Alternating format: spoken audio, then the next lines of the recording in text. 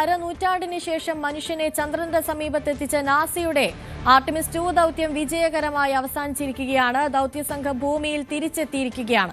10 ദിവസം നീണ്ടുനിന്ന ചന്ദ്രയാത്രയ്ക്ക് ശേഷം ഇന്ത്യൻ സമയം രാവിലെ 6 മണിയോടെ പസഫിക് സമുദ്രത്തിലാണ് പേടകം സ്പ്ലാഷ് ഡൌൺ ചെയ്തത്. അരനൂറ്റാണ്ടിനിപ്പുറം മനുഷ്യനെ വഹിച്ച് ചന്ദ്രനെ ചുറ്റിയ ദൗത്യമെന്ന പെരുമ നേടിയാണ് ആർട്ടിമിസ് 2 അവസാനിക്കുന്നത് എന്നുള്ളതാണ് ഏറ്റവും പ്രധാനപ്പെട്ട ഒരു കാര്യം. ഇന്ത്യൻ സമയം 5:37ഓടെയാണ് യുഎസിലെ കാലിഫോർണിയയ്ക്ക് സമീപം പസഫിക് സമുദ്രത്തിലേക്ക് ഇത് സ്പ്ലാഷ് ഡൌൺ ചെയ്യുന്നത്. അപ്പോളോ ദൗത്യങ്ങൾക്ക് ശേഷം മനുഷ്യൻ ചന്ദ്രനിലേക്ക് നടത്തിയ ഏറ്റവും വലിയ കുതിപ്പിന്റെ ഒരു ശുഭസമാപ്തി കൂടിയാണ് ആർട്ടിമിസ് 2 ഭൂമിയിലേക്ക് തിരിച്ചെത്തുമ്പോൾ സ്പ്ലാഷ് ഡൌൺ ചെയ്യുമ്പോൾ നമ്മൾ നേരിട്ട് കാണുന്നത്.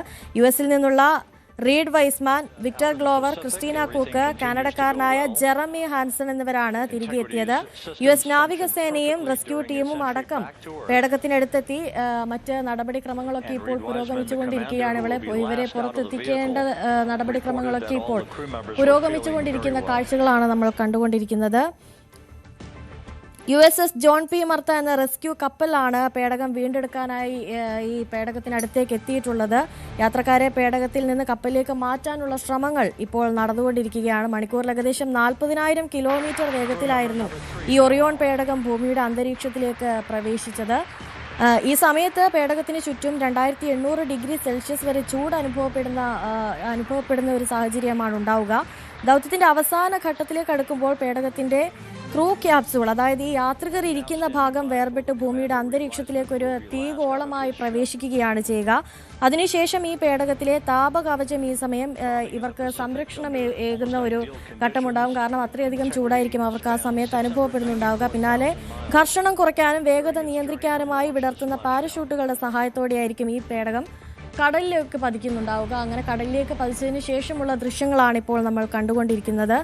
അന്തരീക്ഷത്തിൽ പ്രവേശിക്കുന്നത് തൊട്ട് ഈ സമുദ്രപതനം വരെ 15 മിനിറ്റ് സമയമാണ് ഈ ഭൂമിയിലേക്ക് സ്പ്ലാഷ് ഡൗൺ ചെയ്യാനായി ഈ പേടകത്തിന് വേണ്ടി വന്നത്. ഇതിനെയാണ് നമ്മൾ സ്പ്ലാഷ് ഡൗൺ എന്ന് വിശേഷിപ്പിക്കുന്നത്. ഈ ഒരു പ്രോസസ്സിനെ, അന്തരീക്ഷത്തിലേക്ക് പ്രവേശിക്കുന്നത് തൊട്ട് കടലിലേക്ക് പതിക്കുന്നത് വരെയുള്ള ആ ഒരു പ്രോസസ്സിനെയാണ് നമ്മൾ സ്പ്ലാഷ് ഡൗൺ എന്ന് പ്രധാനമായും പറയുന്നത്.